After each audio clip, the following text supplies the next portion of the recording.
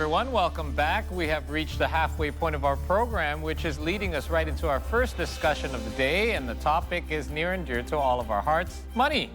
The world economy is predicted to enter a recession next year, and Indonesia is no exception.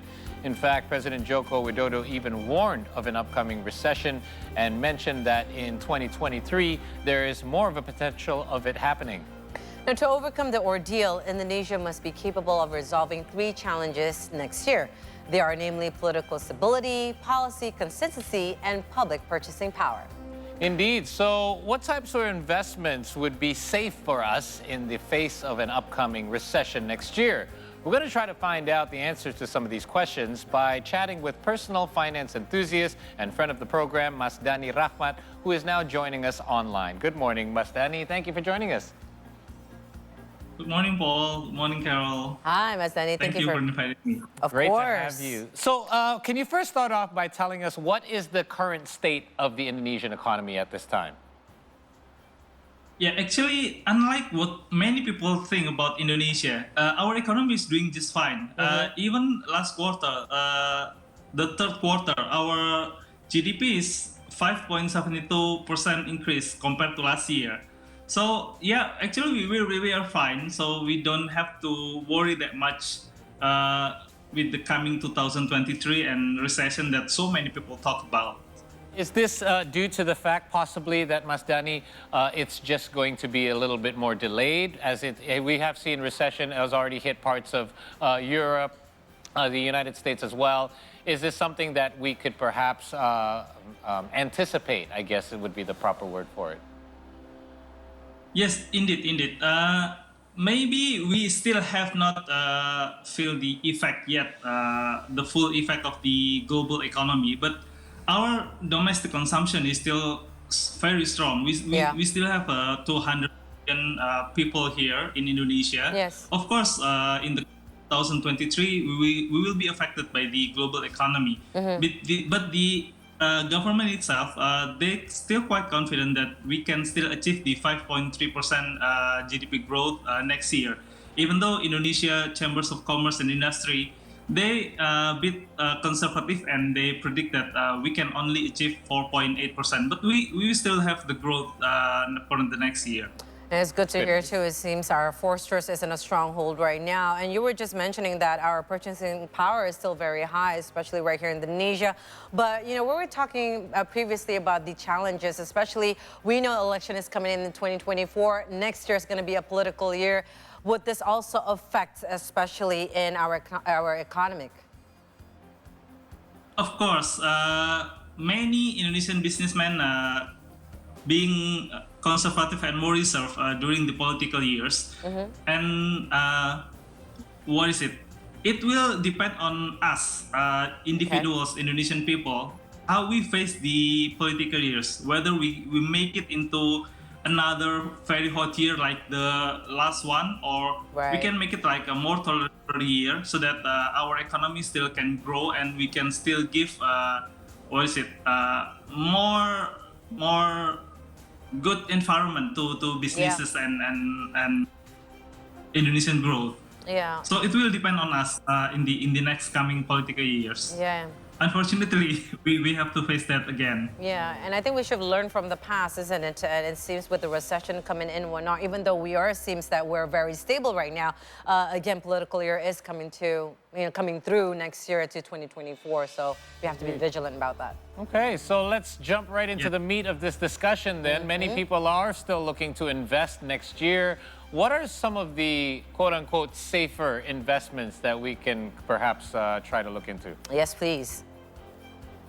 Yeah, actually, for any kind of investment, there are risks that is related to that particular investment. Like if you want to buy gold, there's risk in there, and then if you want to buy stock, there is also risk there. Even if you want to put your money in time deposit, it will bear risk compared to inflation. So that if you want to find what kind of investment that is relatively safe, you have to see again what is your financial goals, when you want to achieve that, and what kind of how many how high the target that you need for that goal, so that you have to diversify your investment based on your goal, so that you have to utilize every kind of investment that is available there in the market, so that if you really want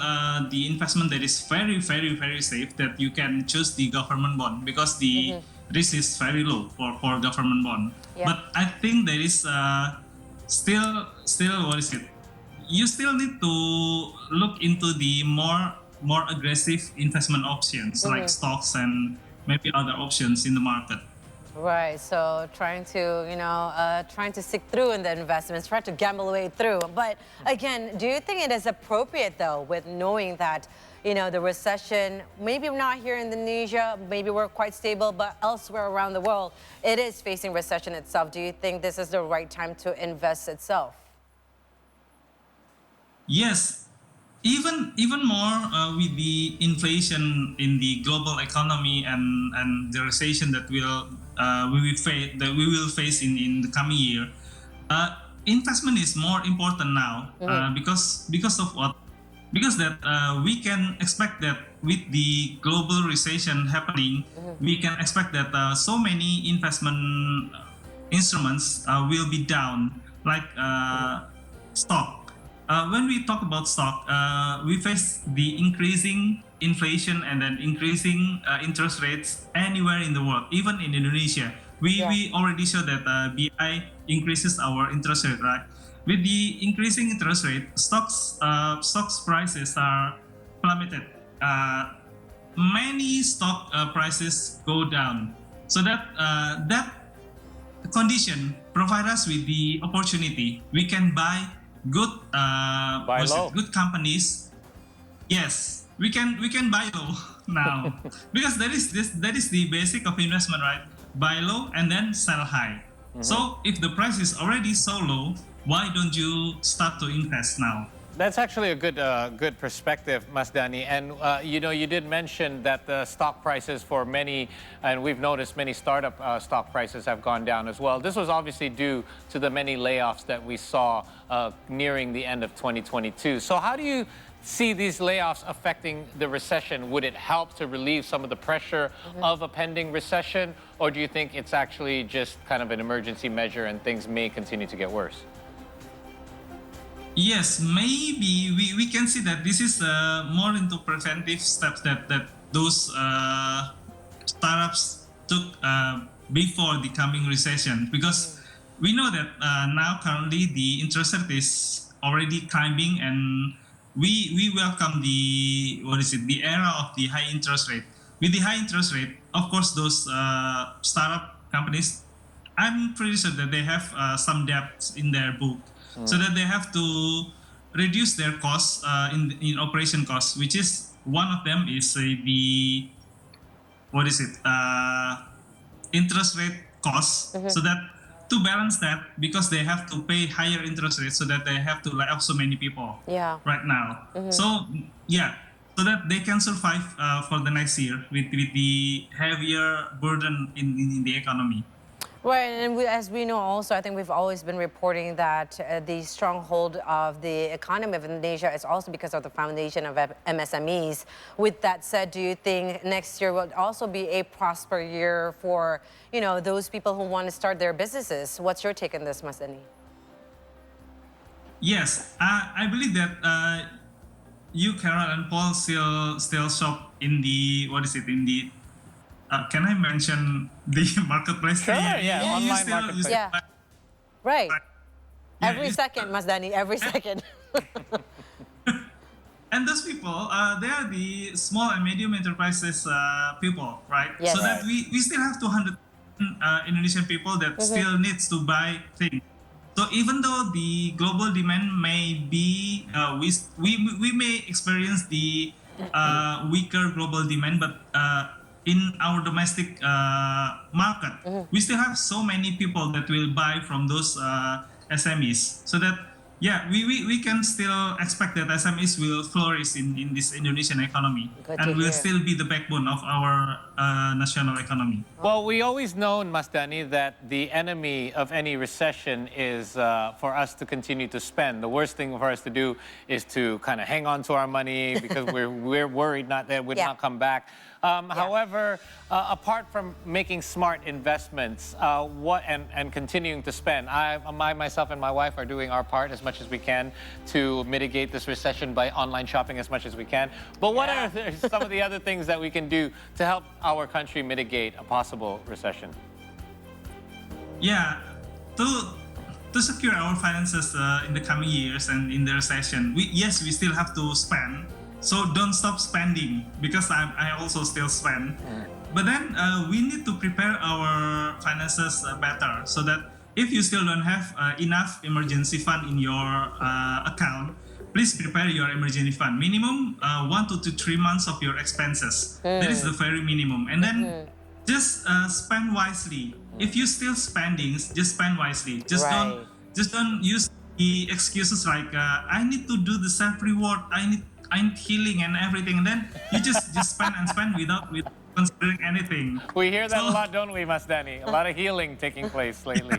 Yeah. Well, you know what, husbands, I hope you guys are taking notes because Mas Dani just said it. Here. Paul, you know, spending, you need to spend. Spend wisely. Exactly, but spend wisely, especially for wellness and healing. Why not?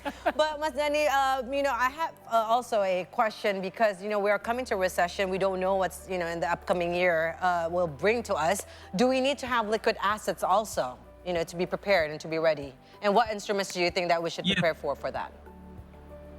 Yes. For the liquid asset, as I mentioned, your emergency fund is part of your liquid asset, right? Because your emergency fund, you can put it in time deposits and also maybe high paying interest saving, and also maybe you can have some goals in there.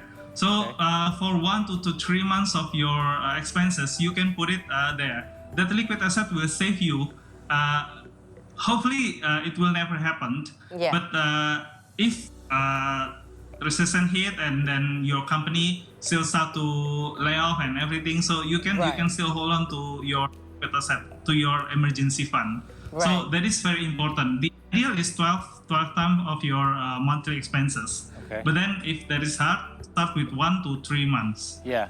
I remember, that's very good advice, Mas Dani, because we always thought like, oh, 1 to 3 months. Let's say if we lose our jobs, if we have a few months to look for another. But then the global pandemic hit, and 1 to 3 months, 3 became 6, 6 to 9, 9 to 12 months, and then eventually we all ran out of our emergency fund. So you can never have too much emergency fund. So 1 year is, I would say, a minimum to work towards. You don't have to have it all at once, but work your way towards it. I'm always working my way towards it. It's also the finance guy in our show, by the way, in our network. Me and my wife spending, Mas Dani. Thank you so much for joining us here today and giving us a bit of an outlook in 2023. Hopefully we can have you in the studio soon. Happy Thank you, New Year. Thank you. Happy New Year. Yeah, so what I do, here's a trick, guys. Husbands, fathers, anyone who is trying to arrange the income in your family, I try to continue to spend, but then I kind of, I don't know if you do the same. I put everything in my shopping cart, and then I reconsider over the next few days, and then I pick out which of the things that I really need at this time. Time I know we need to spend, not for the sake of saving our economy, but also providing for home. We also need to make sure that we're not spending everything we have. Put a little bit aside all at once. And again, you think that 3 months salary, okay, achievable. But a year's salary, how am I going to save up a year's salary? But it's possible, but you have to kind of chip away at it. Yeah, I'm more like you too. Sometimes my husband would say, why is it taking so long for you, to shop? Because for me, I like to always overthink, do I need it now? Or perhaps is it just more spontaneous, right? But of course, emergency fund, the best and safest way is always with your wife. Wife knows best. And she can wear all the investments as well. Yes, he was saying gold, didn't he? As Dani did say. It's liquid, anyway, or solids. We've got to take another short break here on the program. But when we return, in case you're just joining us, we're going to recap some of our earlier top stories from around the world when we return. Stay with us.